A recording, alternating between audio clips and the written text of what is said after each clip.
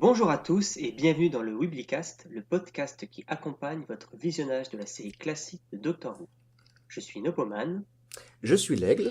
Je suis l'O2. Et je suis Linkcat. Et ceci est le Weeblycast numéro 7, le volant intersidéral.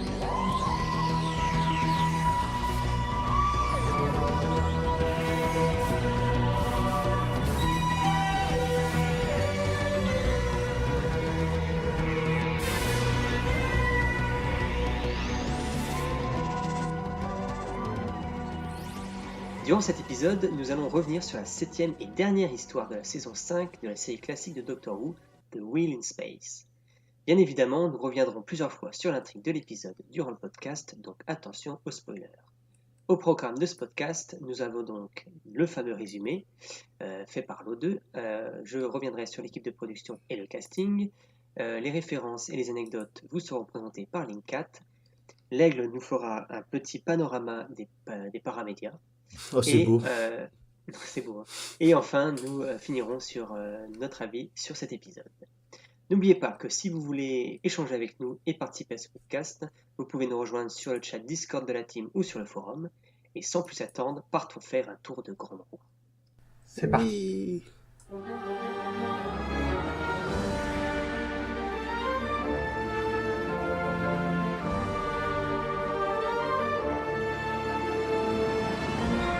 Nous voici dans l'espace, à bord de ce qui reste de la station orbitale Laro, dans la salle de la librairie parapsychologique, remplie à ras-bord, comme toute la station, d'équipements électroniques divers de la marque John Smith et compagnie. C'est ici que travaillait une certaine Zoé Erott, une jeune mathématicienne dont le destin avait été tout tracé. Un nombre impressionnant de diplômes, meilleure élève à l'académie, elle aurait dû passer sa vie dans ce genre de local, à calculer des trajectoires, à élaborer des vaccins, à révolutionner des domaines aussi variés que la physique quantique des particules subatomiques. Le début d'une vie banale, en somme. Au lieu de ça, c'est ici qu'a vraiment commencé la vie d'une femme hors du commun, que vous connaissez certainement en tant que grande philanthrope, femme la plus intelligente du monde, bienfaitrice de l'humanité, en somme, une légende. C'est donc ici, à bord de ce vaisseau, que Zoé dut pour la première fois se battre pour l'humanité tout entière. C'est ici qu'a eu lieu une attaque de Cybermen, qui aurait pu mettre fin à la race humaine. C'est cette partie méconnue de la vie de Zoé que nous avons décidé de vous raconter ce soir.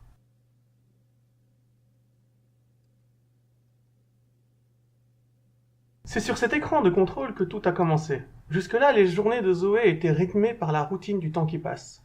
C'est alors que l'heure de l'appel héroïque sonna, sous la forme d'un simple bip sur un radar de la station.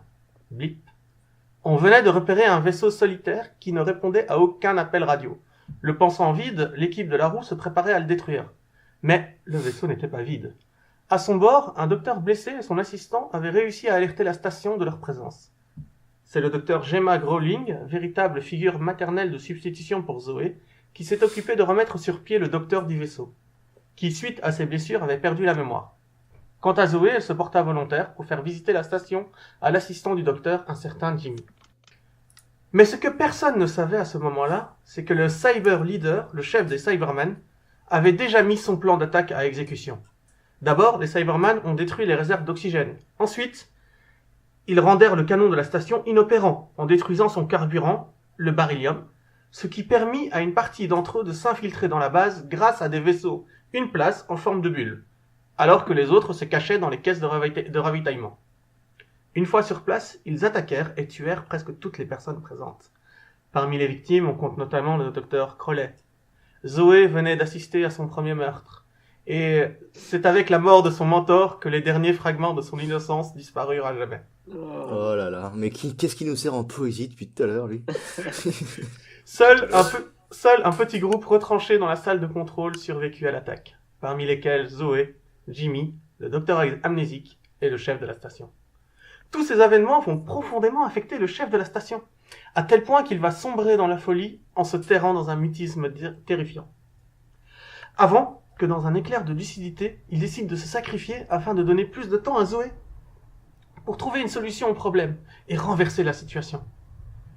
Imaginez une seconde, vous avez 17 ans, vous venez de terminer vos études, le monde autour de vous s'écroule, des gens meurent, et c'est dans une salle remplie de cadavres qu'on vous demande de prendre une solution. Qu'auriez-vous fait ? qu'auriez-vous dit?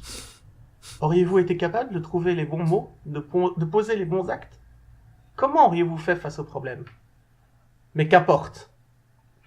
Pour Zoé, cela n'était pas un problème. Ce n'était pas la fin pour elle. Et elle réussit à ne pas se laisser dépasser par ses émotions.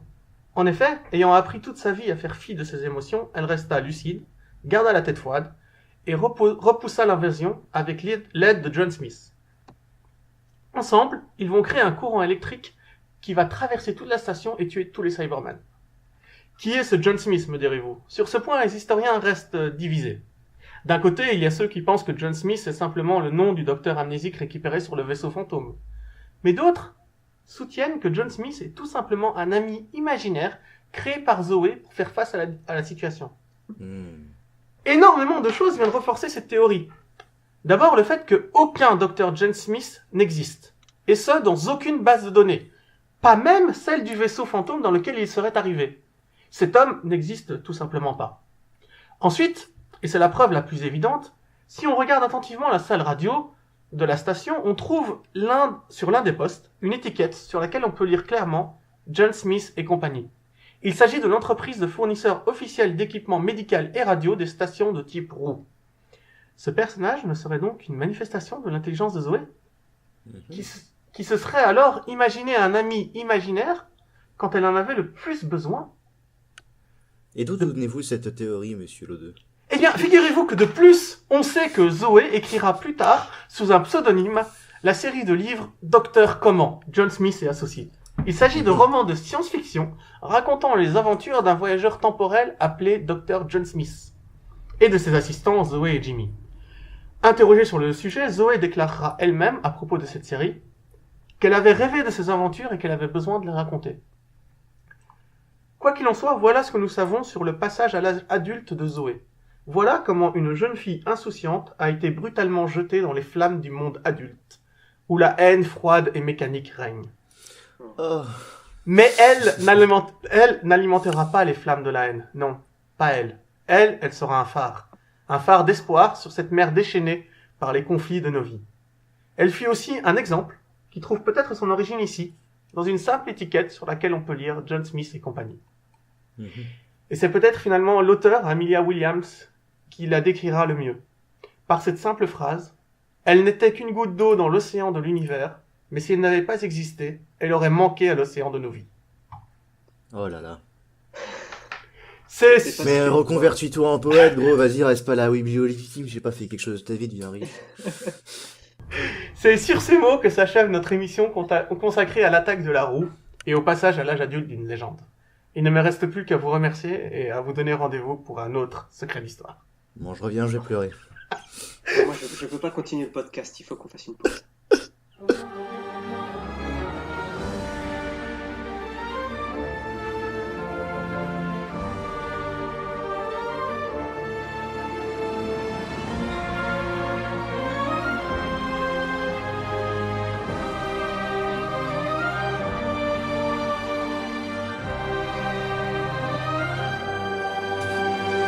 Donc sur ce, je vais essayer de reprendre sur l'équipe de production. En tant que scénariste de cette histoire, on a David Whittaker qui a écrit beaucoup de choses. Après une histoire de Kid Pedler. Donc les deux ont été, je crois, on en a déjà parlé dans le podcast numéro 1 et numéro 4, puisqu'ils ont participé à Tomb of the Cybermen pour Kid Pedler et Enemy of the World pour David Whittaker. Donc écoutez nos anciens podcasts. En termes de réalisateur, c'est un certain Tristan de Verkool, je ne sais pas comment on prononce, si c'est de Verkool, ou je ne sais pas. Donc qui était auparavant assistant de production non crédité sur The Gunfighters, donc le fameux épisode musical. Et petit ragot, il est possible que cet homme soit le fils illégitime de Augustus John, qui était un célèbre peintre anglais. On fera un secret d'histoire sur lui. En termes de casting, donc on a Jarvis Bennett qui est joué par Michael Turner. Je n'ai pas grand chose à dire sur lui, même rien. Donc je passe directement au docteur Gemma Corwin qui est jouée par Anne Riddler, qui a fait une voix dans l'audio Master. Elle est mariée à Emrys Jones qui jouera dans un épisode de la saison 6. Leo Ryan qui est joué par Eric Flynn. Donc Leo Ryan c'est le blond qui a une amourette avec la femme qui est censée être russe, je crois. Et j'ai compris ça que quand j'ai vu son nom à cette fille. On va y revenir. Alors, du Donc, coup, cette, avant que tu partes sur plein d'autres trucs tout aussi oui. intéressants, du coup, est-ce que tu saurais, par hasard, qui et quelle voix fait Anne Riddler dans Master? Je n'en ai tout simplement aucune idée. Qui est l'un des Voilà. premiers audios à faire revenir le Master, je crois, de chez Big Finish, puisque c'est... Est-ce que c'est une question rhétorique que tu me poses ou est-ce que c'était juste... Ah tu non, sais non, pas du tout. Non, je non, sais mais pas. il voulait En fait, absolument parler de Master, qui est un audio exceptionnel, je le comprends. En fait, je n'ai pas encore écouté cet audio, mais je sais de quand il retourne, du coup, je sais qu'il est exceptionnel, et donc, du coup, j'ai un petit peu hâte, tu vois. Oui, en fait, il voulait juste me mettre dans l'embarras pour me montrer que j'avais pas bien préparé. Mais non, Voilà. vas-y, je te fais un câlin, voilà. Oh, merci. Mais voilà. Mais genre, Bon, je crois que c'est donc, l'audio 46, c'est l'audio Revenons à donc Léo Ryan. Juste, notre beau je finis gosse. ça. C'est l'audio 46 Ok. ou 47 peut-être, et il est à écouter, parce qu'il apporte énormément au Master, voilà. Allez, écoutez Master. Très bien, merci. Donc, Léo Ryan, notre beau gosse, je disais donc, est joué par Eric Flynn. Donc c'est assez intéressant. Cet homme a une histoire assez intéressante, durant la guerre, il a été fait prisonnier, parce qu'il vivait en Chine, en fait, et donc ce sont les Japonais qui l'ont emprisonné pendant la guerre, avec sa famille. Il a passé plusieurs années dans un camp de prisonniers japonais. Et ce qui est notable, puisque en fait, il a joué 50 ans plus tard dans un prisonnier britannique dans le film Empire of the Sun, l'Empire du Soleil de Spielberg, qui se passe justement dans un camp de prisonniers japonais. Au moins, il savait comment jouer, quoi. Exact. Et puis, il pouvait donner des conseils sur non, ça c'est pas très réaliste et tout. Ok. Zoé, donc Wendy Padbury, on en a parlé en long en large en travers dans l'épisode 0. Donc Évidemment. vous pouvez retourner voir, écouter cet épisode. On arrive maintenant à Tania Lernov, donc cette russe qui est censée avoir un accent que moi je n'ai pas entendu, jouée par Claire Jenkins, qui joue dans The Savages, qui joue Nanina. Alors je me souviens très bien de ce prénom, mais je me souviens plus de sa tête. Donc Nanina, et elle jouera dans la saison 6 également. Mhm. Enrico Casali, qui est... Alors là, c'est très intéressant. Enrico Casali, c'est le brun qui appuie sur Fire, Fire. C'est le mec qui appuie sur le bouton. Et il est joué par Donald Sumter. Donald Ouais. Sumter, que vous connaissez très bien, Bien sûr. puisque c'est lui qui joue Rassilon dans la saison 9 Évidemment. de la série de 2005. Et il joue aussi dans Sarah Jane Adventures. Et pour ceux qui ont vu Game of Thrones, il joue aussi dans Game of Thrones. Oui. Non, mais je suis pas d'accord. Tout à fait. Tu dois parler de Stargate aussi, puisqu'il était le père de Samantha Carter dans Stargate. Et il a fait plusieurs saisons, beaucoup d'épisodes. C'est tout à fait Parce que, possible. non, mais j'en suis sûr et certain, hein, mais. D'accord. Non, mais oser mettre en avant Game of Thrones et négliger Stargate, je trouve ça indigne de ta part. Vraiment. Alors, Stargate, donc du coup, est-ce que tu peux nous dire le nom du personnage? Bah, Carter. D'accord. Et alors, dans Monsieur Carter. Game of Thrones, il joue le Meister Lewin. Voilà. Voilà. Voilà, c'est un des grands maîtres, machin, un des érudits de l'univers de Game of Thrones. Très bien.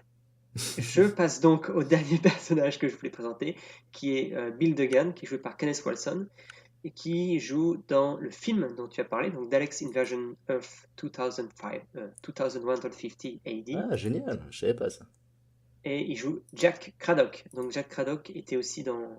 Enfin, il est aussi dans la série, mais lui, il joue la version film de Jack Craddock, en fait. Voilà. Et maintenant, nous allons passer aux petites anecdotes de Linka. Les petites cacahuètes, elle a fait une croustille avec Ouais. les cacahuètes. Je vais vous servir tout ça, bien sûr, bien évidemment. Voilà. Alors, donc, dans cet épisode, comme on l'a très bien entendu dans le fameux petit résumé, nom et prénom John Smith est très utilisé par Jamie qui ne sait absolument pas quoi dire quand on lui demande, dit, c'est qui le gars qui est avec toi là? Une étiquette vite fait, inventer un nom comme on fait souvent à la BBC, John Smith, voilà. Donc John Smith, mais ce n'est pas anodin comme prénom, car ce prénom en fait a été réutilisé encore beaucoup plus tard dans la saison 3 de la New Who, avec Lola et Judoon notamment, et dans le fameux double épisode Human Nature et The Family of Blood, où le docteur ayant perdu la mémoire volontairement, Ça doit lui arrive essayer souvent. de redevenir lui-même grâce à Martha et à une certaine montre à gousset, mais bon ça c'est une autre histoire. Voilà. Donc, on apprend aussi en fait que le docteur a un cœur. Un cœur, oui. Dans le deuxième, on ne le voit pas, on ne l'entend pas durant. Et c'est-à-dire que si durant tu mets pas ton stéthoscope à cet endroit-là, tu peux pas l'entendre de toute façon. Mais je pense qu'elle le met quand même des deux côtés dans la vidéo, donc. Pour moi, elle s'est pas rendue compte, donc moi je soupçonne cette dame de ne pas être vraiment doctoresse. Voilà, il y a un petit. Comment on appelle ça encore? Un petit paradoxe, mais bon, ça c'est. C'est Quoi, pas un paradoxe dans Doctor Who? J'arrête cette série, Voilà. c'est fini. Ça, c'est pas inhabituel chez eux. En trivia, donc on a aussi à la toute fin donc de l'épisode, lorsque Zoé décide d'accompagner le docteur et Jimmy dans de nouvelles aventures plus palpitantes les unes que les autres. Le docteur montre sur son petit écran de télévision un court extrait de The Evil of the Dalek, où on voit un Dalek qui abat froidement un être humain. Donc c'est une méthode à lui de mettre Zoé en garde. Non, mais Par c'est rapport à dommage ce qui qu'il ait pourrait pas arriver. gardé cette méthode pour tous les autres compagnons. Tu sais, à chaque fois qu'ils acceptent, il fait attends, d'abord tu dois voir la vidéo. Une fois en présentation. C'est un genre Non, de mais test, ouais, peut-être. Et d'ailleurs, moi, je trouve ça très bizarre comme fin de saison. J'ai trouvé ça, ça tombait un peu à plat en fait. Cette scène, j'ai trouvé bon, ok. Oui, alors tu vas venir avec moi, mais je te préviens, ça va être la merde. Il y aura des monstres partout. Voilà. Et tu bah, vois- fin de saison. Ok. C'est ça, tu vas voir des gens mourir, accepte-le quoi. Voilà. Ben, c'est intéressant quand même. Moi, je trouve que c'est plus intéressant de voir des gens mourir que de travailler tous les jours dans un bureau à faire des calculs. Ouais. Attends, qu'est-ce que t'as contre la physique quantique des particules subatomiques? Eh ben justement, c'est lourd. Et donc, une dernière petite cacahuète pour la route, bien sûr. Ah oui. Notre fameux Patrick Troughton, en fait, il n'est pas dans l'épisode 2 en tant que tel. Oui. Le fameux épisode 2, là où il est soi-disant assommé et qu'il il est un peu dans les vapes, et ben en fait, le docteur que vous avez vu à l'écran n'est pas le docteur. Oh, non. Oh, Ah, Et non, mes rêves. c'était une doublure. Oh, ah. tin, Ah oui, bien tin, sûr. tin. Parce que en fait, même les docteurs ont droit à des vacances. Et lui, en l'occurrence, il était parti en vacances pendant le tournage, en plein milieu de l'épisode 2, en disant ouais, vacances. Salut Donc les gars, il nous fallait un gars à la place du docteur dans le lit et on a pris une doublure et voilà. Et la doublure, Ah, c'était non. Chris Jeffries. J'espère que je prononce La bien. question c'est, il était en vacances où? Ah, mais ça, j'en sais rien. Ça... Ah là. Je savais que t'avais pas préparé ton. Écoute, je vais essayer de trouver Interdise, remonter dans les années 60 et 60-70 et essayer de tout voir où était passé le Patrick en ce moment-là. Et il a loué un hélicoptère et il a fait le tour des stations pétrolières du coin. Franchement, si je suis en vacances, c'est pas le genre de truc que je vais faire, moi, personnellement. Non. Comme c'était ce qu'il faisait en tant que docteur, il en avait tellement besoin. Voilà. Ok. Et donc, ce sera tout pour les petites cacahuètes. J'espère qu'elles étaient bonnes. Ah oui. Aigle, à ton tour. Tu les as lancés là comme si nous étions des Des singes dans un zoo. des singes, ouais, exactement. Je cherchais un autre mot que singe, mais voilà, des macaques dans un zoo et nous les avons attrapés comme ça avec la bouche ouverte. Allez, tiens, prends. Je ne suis pas un numéro, je suis un homme libre. Un singe libre. Oui. Ok, l'aigle, nous écoutons maintenant. Bon, et bien du coup, ce coup-ci, on toujours sur les paramédias, étant donné que la dernière fois on a parlé de Victoria, ce coup-ci on va parler de Zoé. Pourquoi parler de Zoé maintenant et pourquoi pas à la fin? Parce qu'à la fin, ça va être un tout autre sujet qui sera abordé. Et du coup... Spoiler. Ah, Oui, voilà, d'ailleurs, là, je leur donne envie, tu vois, genre je les titille sur la crise. d'ailleurs, comme pour l'épisode précédent, tout ce que je raconte sur la vie de Zoé après, elle est purement fictive de ma part. Hein. Ce n'est pas du tout... Plus ou moins. Ça se tient, on va dire. Oui. Ou pas. On a vu des compagnons mourir l'épisode d'après, quoi. Et donc du coup alors, pour parler des paramédias qui entourent un petit peu Zoé, c'est un petit peu différent de Victoria parce que on sait pas mal de choses, vraiment pas mal de choses sur ce qui se passe après dans sa vie, mais en soi il n'y a pas d'aventure à proprement parler qu'elle vit après ces aventures avec le docteur. Sans spoilers, donc du coup, je vais juste me concentrer sur ce qui se passe pendant, sans vous expliquer les tenants et aboutissants, peut-être que j'y reviendrai au moment venu, très très rapidement.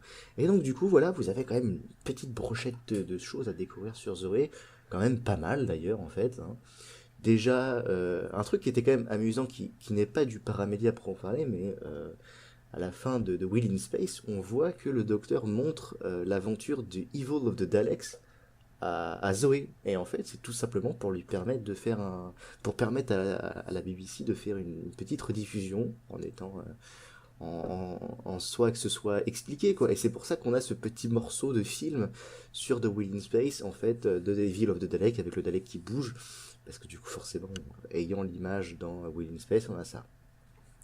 Et après ça, on a du coup pas mal de choses qui explorent un petit peu ce qui se passe avec Zoé, Jamie et le Docteur. On a des Companion Chronicles, Fear of the Daleks, The Uncertainty Principle, The ISOS Network, ça c'est un Big Finish Early, The Wake of the World, The Horror of High Brazil, c'est un Short Trips, toujours dans les Short C'était Trips. quoi ça? The Horror of High The Brazil. Color, ok. Non, The Horror. L'horreur, l'horreur. La prostituée de, je sais pas. Ah oui, bien sûr, d'accord. La Non, c'est prostituée de horror. High Brazil. Little Doctors, un Short Ouais, Trips. Vas-y, oui. On a des Lost Stories. Donc les Lost Stories, je vous en ai parlé. Les Lost Stories, ce sont les épisodes perdus, c'est-à-dire les épisodes qui n'ont pas été... Trouvé. Non, ils ont été écrits mais pas produits. Voilà, les Non, épisodes... mais ça. voilà. Donc on a Prison in Space, The Rosemariners, on a vraiment plein de trucs, de Queen of Time. De Queen of Time, je vous en avais parlé, rappelez-vous, c'était avec... C'est un rapport avec Downtime? Non, je vous en avais parlé parce que c'est un rapport avec le Celestial Toymaker et c'est un rapport Oui, avec, je me rappelle même. avec les divinités un petit peu dans Doctor Who. Toujours dans les cette fois-ci dans les Big Finish Company Chronicles, on a The Iron Maid, The Dying Light, The Integral. On a plein de trucs, vraiment plein de trucs. C'est un goût de musique. Ça. Iron Maiden, c'est plutôt, c'est pas Iron Maiden. Là pour le coup, c'est vraiment la servante de fer. Dans les short trips du coup, That Witch Went Away, Goodwill Toward Men, The Avant Guardian. Et sinon, on a quelques comics. On n'a pas beaucoup de livres, grosso modo. On a vraiment surtout énormément d'audio. On a on a les Doctor Who Magazine, voilà, pour être tout à fait honnête. Donc, par exemple, l'annuel de 1970, avec plein de petites histoires à l'intérieur. Donc, je vais pas vous faire la liste exhaustive de tous les titres. On a des BBC novels. Donc ça c'est quand même pas mal si vous voulez des livres, donc BBC Novel, aussi les Virgin Missing Adventures dont je vous ai parlé la dernière fois. Donc BBC Novel, on a The Colony of Lies, encore un truc avec Colony. On a The Wheel of Ice, attention, on a The Final sorti Sanction. En français d'ailleurs, La Roue de Glace. Oui, tout à fait, The Wheel of Ice est sorti en français. Parce qu'en fait c'est écrit par Stephen Baxter, qui est un scénariste assez connu, un écrivain assez connu en science-fiction. Donc c'est la raison pour laquelle on a ce Doctor Who là en français. D'accord. Ok. Donc The Final Sanction, The Wheel of Ice, The Colony of Lies. En Virgin Missing Adventures, on a The Menagerie. On a World Game, toujours en BBC Novel. Mais sinon, vraiment, le truc vraiment majoritaire, on va dire, c'est vraiment les audios. Là, les audios se sont fait un petit peu plaisir. Et je vous en ai déjà un petit peu parlé. Il y avait aussi Lords of the Red Planet, dont je vous avais parlé autrefois. Enfin, ça, à une époque. C'est dans un temps que les moins de 20 ans ne peuvent connaître. Dans un ancien podcast, Lords of the Red Planet, c'était... Oui, Lords of the Red Planet, c'était pour les Ice Warriors. C'est pour ça que je vous en avais parlé. D'accord. Puisque les seigneurs de la planète rouge, bien sûr, on parlait Ice Warriors. Et voilà, donc du coup, vous avez tout un tas de trucs à découvrir sur Zoé. Allez-y, foncez si vous voulez en découvrir plus sur Zoé, ses relations avec le docteur, tout ça. Par contre, un petit conseil, terminez son aire télévisée avant de vous mettre à ses paramédias, tout simplement parce qu'il y a plein de choses qui commencent par le point de départ de ce qui se passe après pour elle, et en fait, elle raconte l'histoire qui s'est passée. Voilà. Et donc, du coup, sur ce, je redonne la parole à notre cher grand maître, Monsieur Napoman. D'accord. Évidemment. Il a hésité, hein, vous avez vu. Hein. Il s'est dit, putain, il parle de moi, il parle pas de moi. Non, mais parce qu'il est modeste, un grand maître, il se reconnaît pas. En fait, grand maître, c'est pas assez haut pour lui. Si tu veux utiliser le son terme, J'étais encore en train de processer l'histoire qui commence avec le point de départ, qui finit l'histoire qu'il faut... Non, mais tu couperas cette partie-là, je pense. En gros, si tu veux, pour expliquer plus clairement, le point de départ de l'histoire, c'est Zoé qui se rappelle d'un événement Je passé. sais. J'avais compris, en fait. Ah. En vrai, c'était une blague. C'était tellement sinon, drôle. Putain, je ris. Bon, je peux Allez, parler un peu de la maintenant. roue de la roue de la roue de glace puisque je l'ai lu et il est Oui. sorti en français, il est très très bon, il est vraiment chouette. Il se passe dans des colonies spatiales dans le futur et il y a surtout une intelligence sur l'utilisation de l'intelligence artificielle qui est vraiment très poussée sur comment est-ce qu'on fabrique des robots dans ce monde-là, que j'ai trouvé super intéressante et c'est probablement une idée à part que j'ai jamais vue dans d'autres histoires. Mais c'est Et- bien le second docteur avec... Oui, c'est bien ce second docteur avec Jimmy et Zoé. D'accord. Ok. Oui, c'est le seul qui existe en français. Mais du coup, vu que tu as la parole, tu peux peut-être continuer pour dire ce que tu penses de cet épisode. Alors, cet épisode, je l'avais vu une première fois à l'époque quand je regardais la série, quand j'ai fait la série dans l'ordre. C'est un épisode avec lequel j'avais eu beaucoup de mal. Parce qu'en fait, la reconstitution que j'avais était très mauvaise. Et là, le revoir avec une bonne reconstitution, par exemple, une reconstitution où ils ont fait l'effort de mettre les Cybermen en 3D. Oui. Vraiment chouette, vraiment très atmosphérique avec le caisson de livraison qui s'ouvre, le Cyberman qui sort. Voilà, ça m'a fait des frissons, mais vraiment. Alors que c'est moche, hein, mais ça marche. Oh, c'est bien, pour un truc amateur, c'est pas mal. Après, il y a les 2 premiers épisodes de l'histoire que je n'aime pas du tout. Donc toute la partie où ils sont dans le vaisseau tout seuls, le docteur et Jimmy, là, où ils essayent toute la première partie. C'était long. Je comprenais pas ce qu'ils foutaient à se battre contre un robot à l'intérieur. C'était... Je sais pas. Ça reste très flou et surtout, ça reste complètement inutile quand tu arrives à la fin de l'histoire. En très très bon point, le retour des Cybermen. Voilà. Que le scientifique confond avec des animaux qui est tout content et tout fier d'en avoir chez lui, je trouvais ça. Ouais. Allez, En même vas-y, temps, rentre pour dans bien l'armoire, qu'il petit Cybermat, tout va bien se passer. En même temps, Mais attends, qu'il mais a t'es en train de jamais manger vu le de Cyberman. beryllium. J'ai adoré ces passages-là, je trouve. Bon, le fait que Jimmy fasse du sabotage en détruisant la machine aussi, enfin, le canon aussi, enfin, c'est plein de trucs comme ça. Heureusement qu'il était là, parce que sinon les Cybermen, ils auraient dû le faire eux-mêmes. T'as aussi toute l'imagerie des Cybermen dans les bulles. Enfin, il y a beaucoup de choses que j'aime dans cet épisode. Donc je vais arrêter la liste ici. D'accord. Mais Et du coup, si les 2 premiers épisodes n'étaient pas aussi longs, je leur ai donné 9 ou 10, mais là, non, un 8. Un 8, principalement pour le faux départ. ok. Link 4. Oui, c'est moi. Quel est ton opinion? Alors, c'était vraiment un très très bon épisode pour moi. D'accord. Je l'ai beaucoup apprécié parce qu'évidemment il y a le fameux retour de Cyberman qui était présent en début de saison et qu'on revoit à la fin de saison. Donc, putain. Ah oui, c'est vrai, moi j'ai pas du tout fait le lien. Enfin, c'est peut-être stupide comme remarque. Si, J'ai pas remarqué que ça ouvrait et fermait la saison. Mais c'est oui. ça.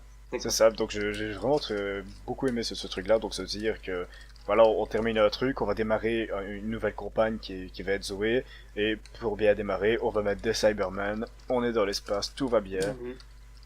Donc franchement, ça c'était très très bien, puis les Cybermen ont été très intelligents à essayer de se dire, voilà, on va faire de telle et telle manière, on va réussir à les attaquer, on va les prendre, et la roue sera à nous.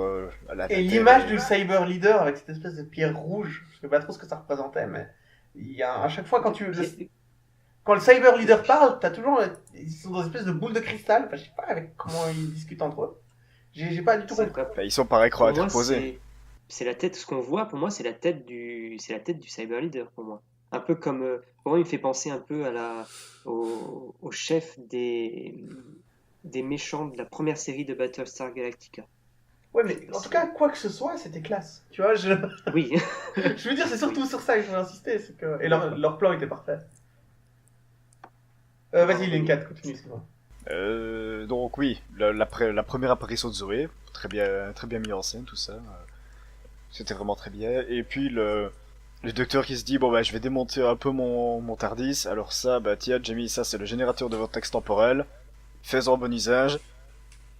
Moi j'ai surtout l'impression qu'il donne genre une arme de destruction massive à Jimmy et surtout qu'il sait pas du tout comment l'utiliser. Je vais l'utiliser pour faire un appel SOS en morse vers la station, tout va bien. Bah, c'est un peu une sorte de Tommy Sonic, le truc qui sert un peu à tout, quoi. Ouais, le truc qui sert à tout, mais si tu l'utilises mal, pour moi, bah, il aurait pu détruire l'intégralité de la petite fusée et c'était terminé, au revoir, merci, quoi. Mhm. Je viens de détruire la station, la roue avec d'un seul coup. Voilà. J'aurais peut-être Pour pas moi, dû appuyer sur ce bouton qui dit désintégration. voilà, donc. Puis, non, vraiment très très bien. Point négatif, franchement, non. Non, là, comme ça, je vois pas. Non. J'ai vraiment beaucoup aimé cette histoire-là. Ok. Peut-être si, Et ouais, du coup si je peux dire un truc, ce serait peut-être genre le docteur il sait que son vaisseau fonctionne au mercure. Ok, non. Et t'as pas de mercure, t'as pas un petit jerrycan de mercure dans, Oui, dans voilà. ton stock, quoi. J'étais là, mais Oui, parce que d'après la loi, t'es obligé d'avoir 5 litres d'essence en dehors de ton réservoir. C'est la loi Voilà. logique. Donc, c'est Exactement. quand même con que les Time Lords aient pas des lois contre l'utilisation du mercure. Puis franchement, avec un TARDIS à taille infinie, il pourrait quand même avoir un petit compartiment avec du mercure. Merde. bah oui, donc ouais, c'était une manière quand même de continuer l'histoire et de se dire on est obligé d'aller sur la roue, quoi. Et surtout, on est obligé de rester dans le vaisseau alors qu'il va se faire détruire parce qu'on est pris pour cible, quoi. Voilà, et que le TARDIS est forcément bloqué dedans et tout ça, ouais, non, ça donne un peu de l'adrénaline dans l'épisode et franchement c'est. Ouais, mais il aurait pu apparaître directement sur la station, tu vois. Oui, mais on ne choisit pas où le TARDIS arrive, c'est ça le problème. Mhm. Donc voilà, c'est vraiment un bon épisode. Moi je lui ai donné une note de 7 sur 10. Ok. Voilà. Du coup, l'aigle, je pense que tu es un peu plus salé. J'adore les Cybermen. Voilà. Ah ouais, il J'adore. est dépressif là. J'adore les Cybermen. Il est au bout du bout, là. J'adore Oui. les Cybermen. C'est pour ça que je ne peux pas aimer cet épisode. Attends, c'est parce qu'ils se font battre, c'est ça? C'est parce qu'ils n'arrivent pas à détruire la Terre? Non, je plaisante. Franchement, l'épisode, juste, je me souviens que déjà il est pas intéressant. Déjà, il est pas intéressant. Il y a des points positifs. Je vais revenir après. Je vais terminer sur une note positive. Mais déjà, je trouve qu'il est pas intéressant. Je trouve qu'il est plus long qu'intéressant. Ensuite, les Cybermen sont très mal utilisés. C'est Non mais attends, pas intéressant, Attends. mais quand même, tous les personnages principaux, secondaires qui sont introduits, t'as l'impression de vivre avec eux, ça marche. Laisse-moi finir sur les points positifs après. D'abord, je dis mes points négatifs. Je trouve l'histoire pas intéressante. Les Cybermen sont très mal utilisés dans ce sens où ce sont des méchants absolument random. C'est, ça pourrait être une nouvelle race qui ressemble à autre chose, qui est appelée, je sais pas, les Scurblugus. Et ben ça changerait rien au lore, dans le sens où les Cybermen, c'est limite, ils ont rien de bien Cybermen. Enfin, c'est juste des sous-Daleks. C'est juste des sous-Daleks. En il y a fait, la manipulation mentale quand même. En Mais fait- la manipulation mentale, c'est très Cyberman. En fait, The Wheel in Space, oui, mais c'est comme le Exterminate, hein, c'est très Dalek, hein, et on le réutilise à chaque épisode. En fait, le truc de Wheel in Space, c'est que il fallait qu'on fasse revenir un méchant qui marche bien, un méchant qu'on aime bien, un méchant sympa. On n'a plus les Daleks. Non, mais Oui. tu m'as compris. On n'a plus Oui, les oui, bien Daleks, sûr. et ben on a notre seconde main, là, les petits Cybermen, là, les trucs là, qui sont apparus 2 ou 3 fois déjà, qu'on a déjà fait apparaître en début de saison. Ouais, c'est pas grave, les gens les aiment bien, machin. Comment on l'utilise? Oh, c'est pas grave, Billy, tu racontes juste une histoire, on s'en fout. hein, Ouais, c'est mais attends, ça. à l'époque c'était quand même des saisons plus longues. Non, C'était mais pas il y a même. 3 semaines, hein, c'était il y a 8 mois. Oui, mais enfin, quand même, c'est, ça reste à la fin de la saison, quoi. Ça veut dire que, globalement, c'est comme si si, quand même, globalement, c'est comme si tu commences The Return of Doctor Mysterio avec des Cybermen et que tu finis avec Orlin of in Time. Globalement, ça veut vrai pareil, hein. Mm. Et donc, enfin, c'est, en soi, réutiliser les Daleks assez proches, on s'en fiche, les Daleks. Ah, tu vois, tellement qu'on les confond que je dis les Daleks. Tu vois, je veux dire, réutiliser les Cybermen de manière aussi proche, en soi, je m'en fiche dans l'absolu. C'est juste que c'est une très mauvaise utilisation des Cybermen. Y a rien. Quoi, Ah, mais- qu'est-ce qui fait la saveur de ces méchants dans cet épisode? T'as Enfin, l'impression qu'ils avaient les costumes sous les mains et qu'ils ont décidé de les utiliser pour en faire de nouveau, quoi. C'est ça, c'est un petit peu l'idée que... En fait, il fallait qu'on fasse revenir un méchant et que on n'a plus les Daleks, alors du coup on va réutiliser les Daleks, et c'est un truc qu'on reverra trop de fois par la suite. Alors il y a eu The Invasion qui est absolument génialissime après, mais par la suite, bon, on va avoir un showrunner qui n'aime pas trop le Cybermen, ok, soit, très bien. Mais du coup, après, showrunner suivant, on va avoir un épisode sur les Cybermen de toutes les années 70, et puis après, on va avoir 3 épisodes sur les Cybermen dans les années 80, et finalement, ça va être à chaque fois que des utilisations plus nostalgiques que pertinentes, quoi. Je veux dire, c'est le principe du Cyberman. Le Cyberman est effrayant, le Cyberman est un humain amélioré, il y a ce principe technologique qui est Le super... Cyberman est parfois poète. Le Cyberman Je veux dire, il y a ce principe utilisé par Russell T. Davies de manière excellente, dont on avait parlé dans Tomb of the Cybermen, c'est-à-dire ce principe technologique avec donc on est en 2006 qu'on s'est publié avec les réseaux sociaux qui sont balbutiants, Steve Jobs qui a fait des merveilles. Et après, si dans les années 60 on a ce côté très très terrifiant, on a aussi un petit peu ce principe un petit peu communiste, comme on en avait parlé à un moment, et on a l'utilisation de Moffat absolument génialissime en fin de saison 10. Dans The Wheel in Space, quelle est la bonne utilisation? En quoi le principe Cyberman, en quoi c'est vraiment cool d'avoir ce méchant-là? En quoi ça pourrait pas être remplacé? En quoi ça pourrait pas être remplacé par robot numéro 43 appelé Scubulugu? Non mais surtout ils convertissent personne dans cet épisode. De quoi? Ils convertissent personne dans cet épisode. C'est vrai, en plus, ils convertissent personne dans l'épisode. Donc en effet, ça aurait pu être n'importe lequel. Non, mais il y a quand même la manipulation mentale. Je le redis. Mais comme... c'est exactement C'est comme un bien la Dalek. manipulation mentale. Ça. C'est exactement comme un Dalek qui tire un rayon laser, j'ai envie de te dire. Ou qui dit exterminate.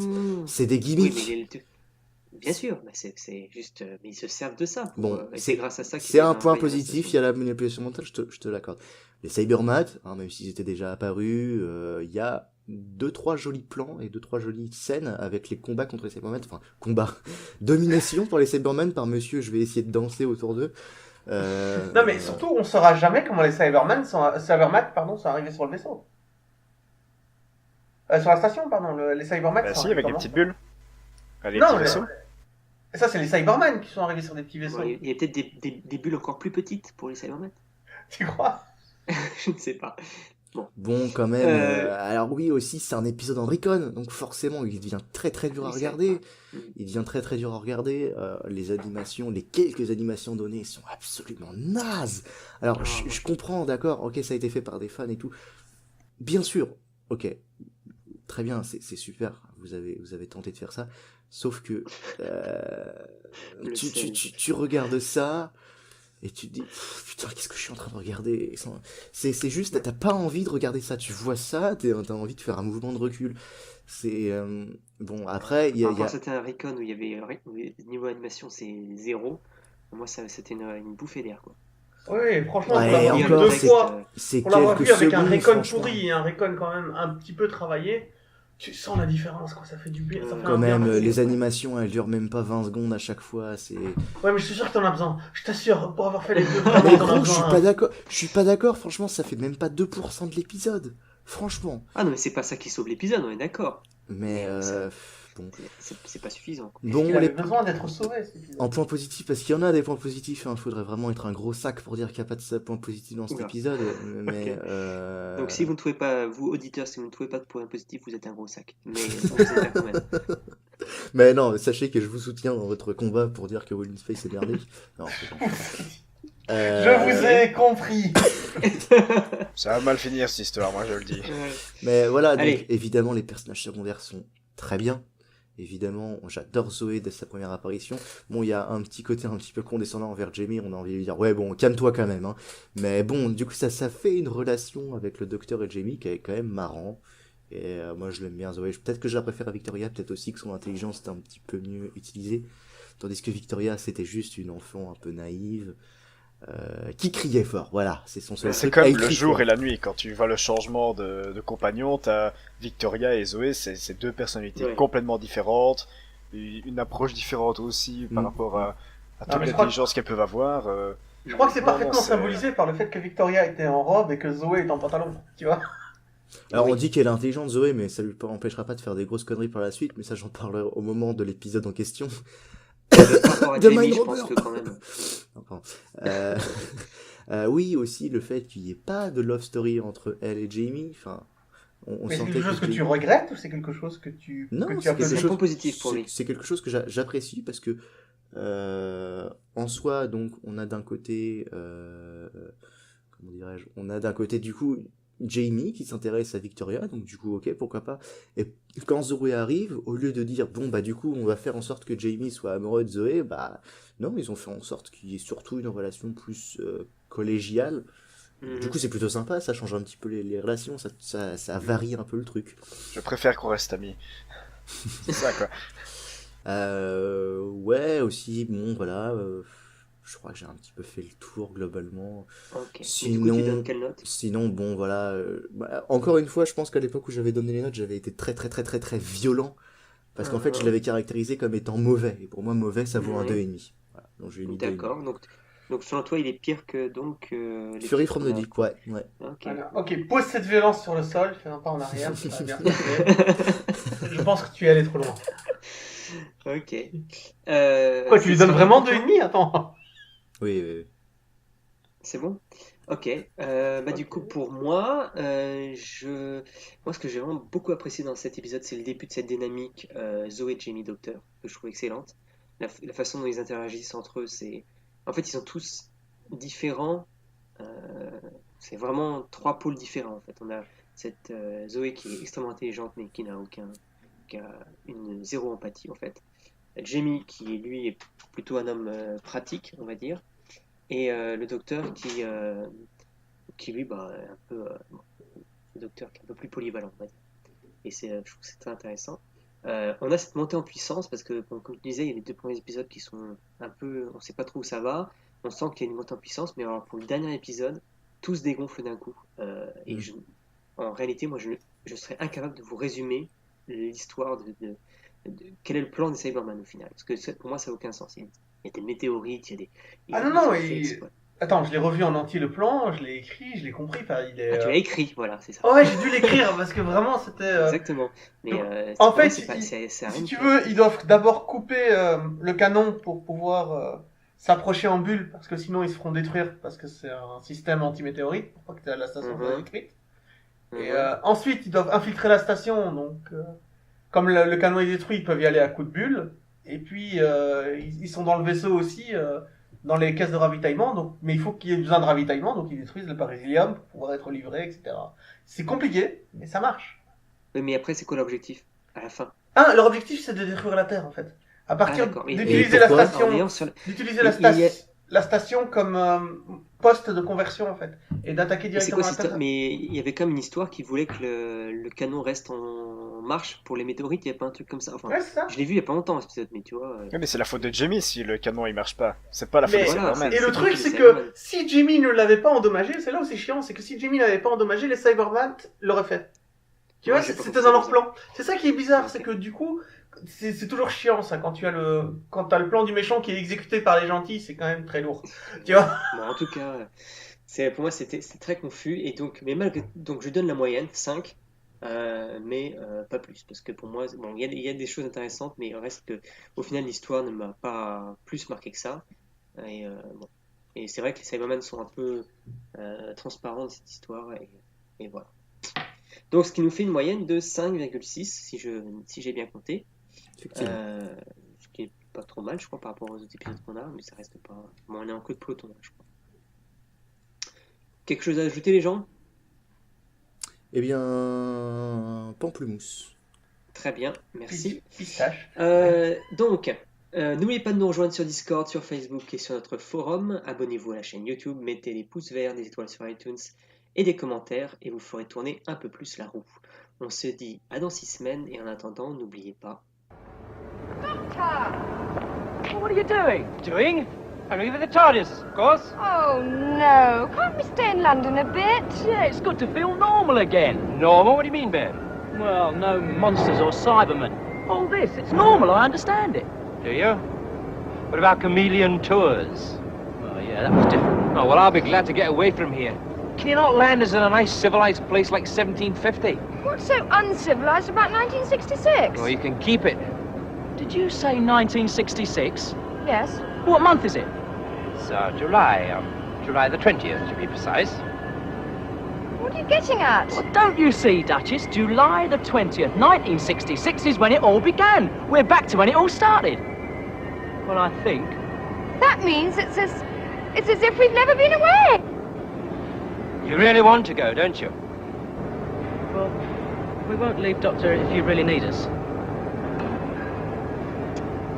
The thing is, it is our world. Yes, I know.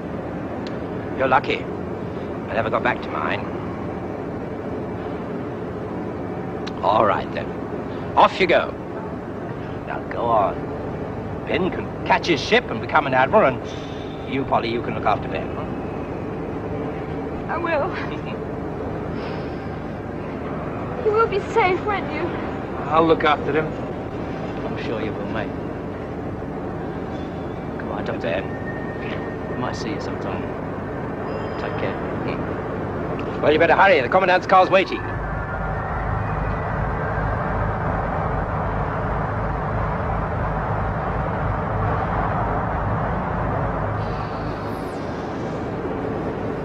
Sad to see them go. Yes, Jamie. So am I.